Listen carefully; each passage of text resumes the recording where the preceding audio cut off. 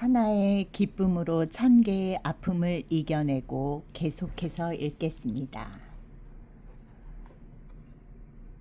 플리피 어찌 봄볕 같은 사랑을 다 갚으리. 동서양을 막론하고 어머니에 대한 애절한 사랑 노래는 한결같습니다. 유대인 속담에 하나님이 모든 곳에 계실 수가 없어서 어머니를 만드셨다라는 말이 있습니다. 하나님의 그 깊은 사랑을 보여줄 수 있는 유일한 거울이 있다면 어머니의 다함없는 사랑일 것입니다. 러디어드 키플링이 쓴 Mother of Mine, 어머니, 나의 어머니라는 시의 일부입니다.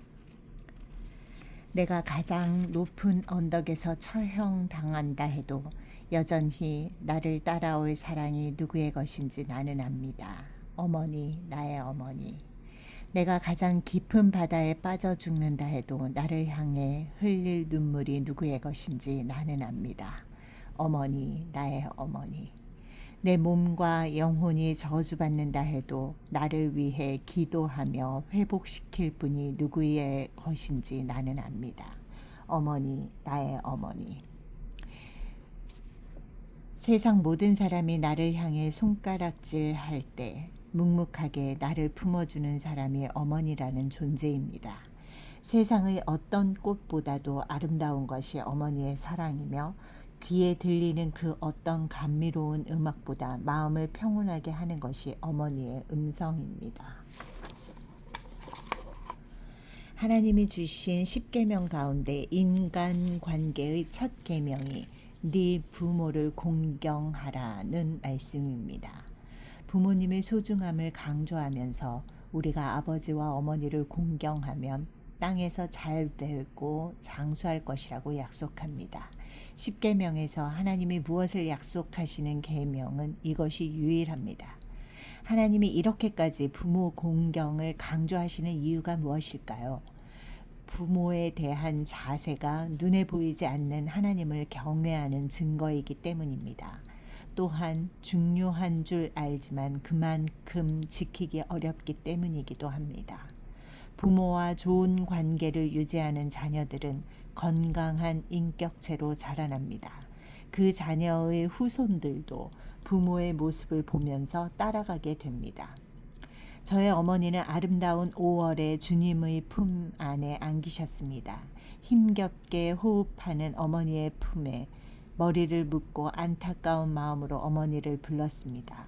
저와 동생들을 향해 잔잔히 미소 지으며 어머니가 하신 말씀이 아직도 생생합니다. 너희가 잘 자라준 것으로 감사하다. 어머니가 계시지 않는 땅에서 30년 가까운 세월을 어떻게 지내왔는지 신기할 정도입니다.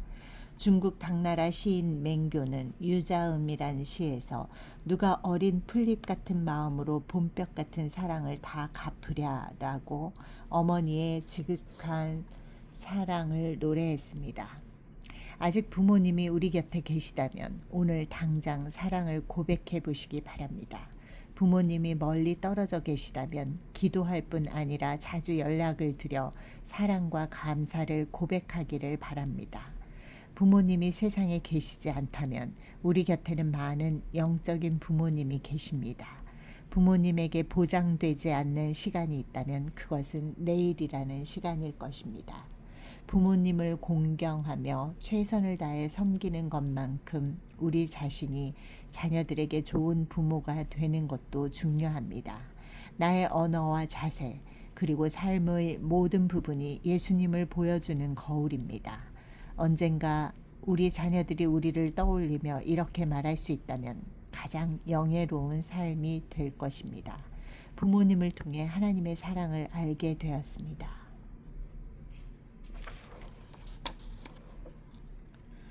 사랑받기에 사랑스러운. 사랑스럽게 사랑받는 것이 아니다. 사랑받기에 사랑스러운 것이다. 기뻐할 만한 존재이기에 기뻐하는 것이 아니다. 기쁜 마음으로 볼 때 기쁨의 대상이 되는 것이다. 내가 그분을 찾아 나섰기에 만난 것이 아니다. 그분이 나를 찾아오셨기에 비로소 만난 것이다. 아, 사랑받는 자의 기쁨이여, 그 깊은 평안이여, 세상을 다 준다 해도 내 주님과 한순간도 바꾸지 않으리.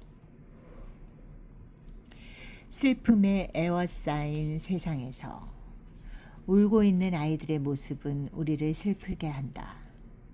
안톤 슈낙의 책 우리를 슬프게 하는 것들의 첫 문장입니다. 슬픔에 대한 글 가운데 가장 기억에 남는 문장이기도 합니다. 원하는 장난감을 얻지 못해 떼를 쓰는 아이든, 보육원을 방문한 사람들이 떠난 후에 조용히 눈물을 흘리는 아이든, 아이들의 울음소리는 우리를 슬프게 합니다. 슬픔 가운데 제 가슴에 가장 깊이 새겨진 글은 미국의 시인 에밀리 디킨슨의 시 구절입니다. 고통스러운 표정이 나는 좋다. 그게 진실하다는 것을 알기 때문이다. 평생 세상과 이별해서 자신의 세계 속에 들어가 시를 썼던 여인. 그녀는 하나님을 진실로 사랑했으나 주일에 교회를 가지 않았다고 합니다. 차라리 그 시간에 배나무 사이를 거닐며 하얗게 핀 뱃꽃을 바라보면서 하나님을 찬양했다고 합니다.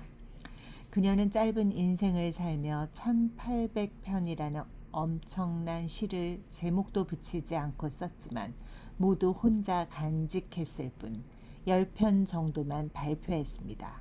그러다가 그녀가 세상을 떠나고 나서야 그 시들이 책으로 엮였습니다. 에밀리 디킨슨의 시를 읽으면서 저 한 구절이 가슴에 스며들어왔습니다.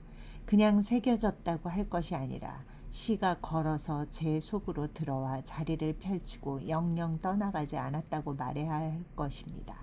성경에는 슬픔의 흔적이 곳곳에 담겨 있습니다. 사람의 삶에 그만큼 슬픔이 많다는 것이고 하나님은 우리의 아픔을 그만큼 깊이 아신다는 말입니다. 자식을 바치라는 하나님의 말씀에 묵묵하게 아들을 데리고 모리아 산으로 올라가는 아브라함. 수만 가지 생각이 대양의 파도처럼 요동쳤을 것입니다. 그런데도 그는 종들을 두고 이삭만 데리고 죽음의 산으로 올랐습니다. 성경 전체 이야기 가운데 제 가슴을 가장 슬프게 하는 대목입니다. 사실 하나님 자신이 세상에 존재하는 가장 아픈 슬픔을 경험한 분입니다. 하나밖에 없는 자식을 원수된 사람들을 위해 죽음의 십자가에 매다신 분이니까요. 아버지, 어찌하여 나를 버리시나이까? 아들의 마지막 절규에 고개를 돌려야 했던 아버지. 호흡이 끊어지는 아들의 마지막 모습을 지켜보는 아버지의 아픔은 예수님의 손과 발에 박힌 대모처럼 한순간도 떠나지 않는 고통이었을 것입니다. 아버지뿐이겠습니까? 예수님의 슬픔의 깊이를 말하자면 대양을 먹물로 삼아도 표현하지 못할 것입니다. 하늘의 영광을 떠나 죄투성이 세상에 오신 예수님. 하나님이 만드신 인간이 창조주를 거부하고 대적하는 세상에서 조롱과 저주를 당하면서도 그런 우리를 사랑하고 품고 섬기셨습니다. 또 예수님은 죽어가는 아들을 지켜보는 어머니를 향해 보십시오, 당신의 아들입니다 하는 마지막 말을 남기고서 제자에게 어머니를 부탁하셨습니다. 대체 예수님은 왜 그렇게 해야만 하셨습니까? 우리는 슬픔에 에워싸인 세상에 살고 있습니다. 하나님을 잘 믿고 즐겁고 보람있게 살아가는 사람에게도 남모르게 흐르는 눈물은 있기 마련입니다. 목사라고 예외겠습니까? 그런데 목사로서 늘 다짐하고 기도하는 것이 한 가지 있습니다. 이 눈물의 골짜기를 지날 때 제 눈이 십자가를 보게 하시고 그 십자가에서 고통의 눈물을 흘리시는 예수님을 보게 하소서. 당장이라도 뛰어 내려올 수 있는 그 죽음의 나무 위에서 마지막 피 한 방울까지 흘리면서 너를 위함이다 라고 말씀하시는 하늘의 소리를 듣는다면 우리는 누구든 다시 일어나게 됩니다. 아니, 일어나야만 합니다. 그리고 누군가의 흐르는 눈물, 부서지는 심장을 감싸주기 위해 나아가야 합니다. 제 책 사람마다 향기다에서 이 마음을 담은 한 구절이 있어 소개합니다. 내 정령 가슴으로 부르는 노래가 누군가 흐르는 눈물을 닦아줄 수 있다면, 떨리는 손을 잠시라도 잡아줄 수 있다면 내 위대한 인생이라고 웃음 지을 수 있을 텐데. 영적 루틴, 예수님을 닮아가는 확실한 방법. 고등학교 고등학교 입학 시험을 준비할 때 체력장 종목 가운데 턱걸이가 있었습니다. 저는 운동을 좋아했지만 턱걸이는 제대로 하지 못했습니다. 5개 정도 하고 나면 팔에 힘이 빠져버리곤 했습니다. 어느 날부터 마음을 정하고 아침에 학교에 가면 제일 먼저 철봉에 매달려 턱걸이를 연습했습니다. 한 주에 1개씩 개수를 더해갔습니다. 체력장에서 턱걸이는 20개가 만점인데 순식간에 15개를 했더니 시험관이 그만하고 내려오라며 손바닥에 20개라고 적어주었습니다. 미국 유학을 한 달 앞두고 체력 보강을 하기 위해 달리기를 시작했습니다. 집에서 출발하여 근처 초등학교 운동장을 돌고 오는데 뛸 때마다 운동장을 한 바퀴씩 더 돌았더니 한 달 후에는 운동장 15바퀴를 뛰게 되었습니다. 지난 30년 가까이 달리기를 꾸준히 한 결과 이제는 1시간 정도는 아주 상쾌한 기분으로 뛸 수 있게 되었습니다. 예수님을 처음 만난 대학교 시절부터 아침에 일어나면 가장 먼저 말씀을 묵상했습니다. 처음에는 쉬운 일이 아니라는 것을 누구나 경험합니다. 때로 제대로 묵상하지 못하고 넘어가는 날도 있습니다. 그러나 꾸준하게 하다 보면 결국 말씀 묵상이 매일의 루틴으로 자리 잡게 됩니다. 가끔 영적인 격려와 도전이 필요할 때면 그렇게 수년 동안 말씀 묵상을 기록해 놓은 책을 펼쳐보면서 은혜를 주신 하나님의 세심한 인도하심을 떠올려 보곤 합니다. 영적 루틴은 그리스도인에게 영혼의 근육을 키워줍니다. 하나님의 은혜로 주님의 자녀가 되었다면 주님을 더 깊이 알고 사랑하고 따라가기에 힘쓰게 됩니다. 주님을 알아가는 삶의 완성이란 없습니다. 매일 조금 더 주님을 알아가기 위해 영적 훈련이 필요할 뿐입니다. 루틴은 습관과 비슷하지만 분명한 차이가 있습니다. 습관의 무의식적 반복을 포함한다면 루틴은 구체적인 습관이 무의식적 반복을 포함한다면 루틴은 구체적인 목적과 방향을 가지고 삶을 통제하는 자발적이고 의식적인 노력입니다. 영적 루틴이란 예수 그리스도를 닮고 따라가기 위해 삶의 패턴을 그 목적에 맞게 교정하고 조정하는 것입니다. 예수님도 영적 루틴이 있었습니다. 매일 새벽이 되면 한적한 곳에 가서 하나님 앞에 기도하셨습니다. 또한 매일 이 마을 저 마을 다니며 하늘나라 복음을 전하고 전도하셨습니다. 예수님은 영적 루틴을 통해 제자들에게 하늘에 속한 사람의 일상이 어떤 것인지를 보여주셨습니다. 하나님과 깊은 영적 교제가 우리 일상에 있어야 합니다. 성경을 읽거나 기도 시간을 따로 떼어놓는 것, 전도 대상자들과 주기적으로 만나는 것, 이런 영적 루틴은 하나님 앞에 삶을 풍성하고 행복하게 만들어줍니다. 분주한 현대인의 삶 속에서 영적 루틴을 가지는 것은 폭풍 이는 바다에서 항구의 불빛을 바라보며 항해하는 것이나 마찬가지입니다. 아침이나 저녁에 주님과 함께하는 깊은 교제는 영적인 충만함의 세계로 인도할 것입니다. 하나님도 우리가 주님께 조금 더 깊이 찾아오기 원하십니다. 영혼이 성숙의 잔을 마시면 하늘의 기쁨에 젖게 됩니다. 예수님을 닮아가는 가장 확실한 방법, 영적 루틴으로 매일의 삶이 하늘의 환희와 감격에 차오르는 나날이 된다면 좋겠습니다. 생명, 가파른 산비탈, 거대한 바위 틈을 뚫고 피어난 이름 모를 들꽃 하나, 긴 겨울 찬바람 견디고 봄 햇살 맞아 끝내 피워낸 숨결. 찾는 이 없는 들꽃이라 해도 초라하다 부르지 마라. 세상 가장 힘든 자리에서 하늘이 허락한 단 하나의 생명으로 단단히 뿌리를 내렸으니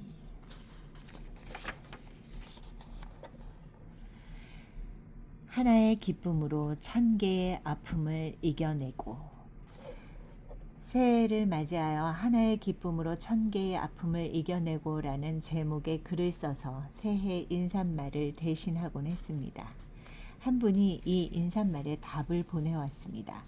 목사님, 하나의 기쁨을 하나님의 기쁨이라고 읽으니 하나님이 주시는 기쁨이 1000개의 아픔, 모든 아픔과 어려움을 이기고 감사하는 마음으로 묵묵히 걸으며 주님을 바라보게 하는군요.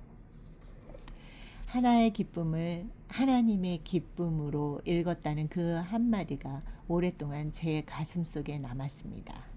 처음 제목을 달 때 제 의도는 하늘이 내리는 물방울만 한 기쁨만 있어도 폭우 같은 아픔을 이겨낼 수 있다는 의미였지만 하나님의 기쁨이라고 읽는 순간 차가운 겨울 하늘로부터 따스한 봄 햇살이 내리는 느낌이 들었습니다. 흔히 기쁨이라고 하면 슬픔과 아픔이 없는 것을 떠올립니다. 그러나 진정한 기쁨이란 아픔 속에서도 변하지 않는 만족과 즐거움을 누리는 것입니다.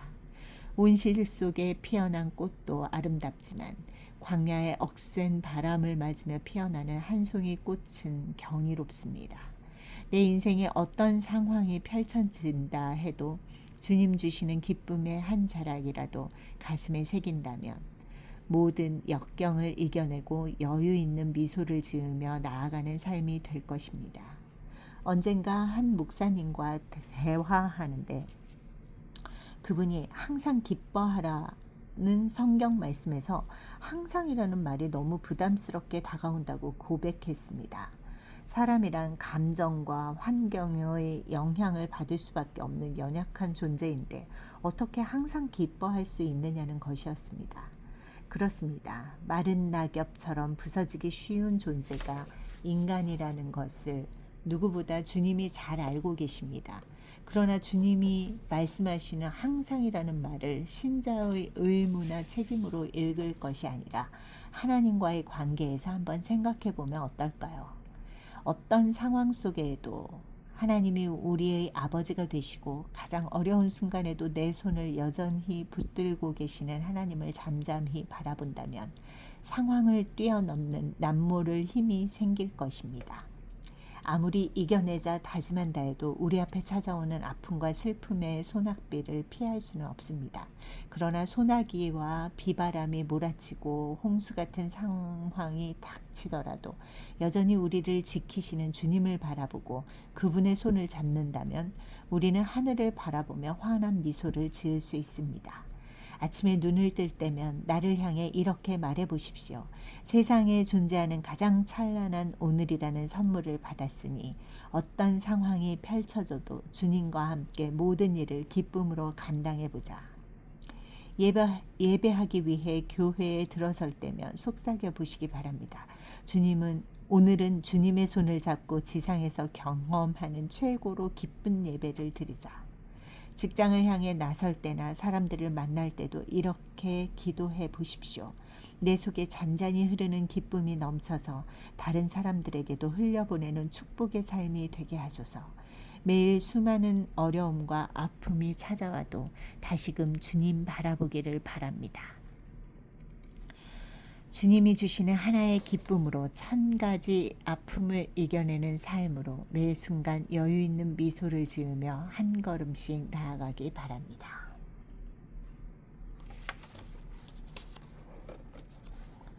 인생 바다를 지나며 주님, 내 영혼이 육체에 갇히기 전에 깨닫고 싶은 것이 있습니다. 걸어야 할 길을 걷지 못한 것보다 내가 길이 되지 못한 삶을 두려워하게 하소서. 나눔은 가진 것이 많아서가 아니라 따뜻한 마음에서 흘러나오는 것임을, 문제에 사로잡혀 살아가는 것보다 주님의 시선을 놓치는 것이 진정 소중한 삶을 잃어버린다는 것을 알게 하소서. 미소는 눈물이 없을 때가 아니라 아픔의 줄을 소망으로 연주할 때 피어남을, 삶의 폭풍이 멈추기를 바라기보다 거센 파도라도 즐겁게 타는 법을 배우게 하소서. 어둠 속 암초 많은 바다를 지날 때 꺼지지 않는 등대이신 주님을 바라보게 하소서. 긴 세월 흘러 주님 앞에 서는 날 지나온 모든 바다가 파란색이었다는 것을 기억하게 하소서.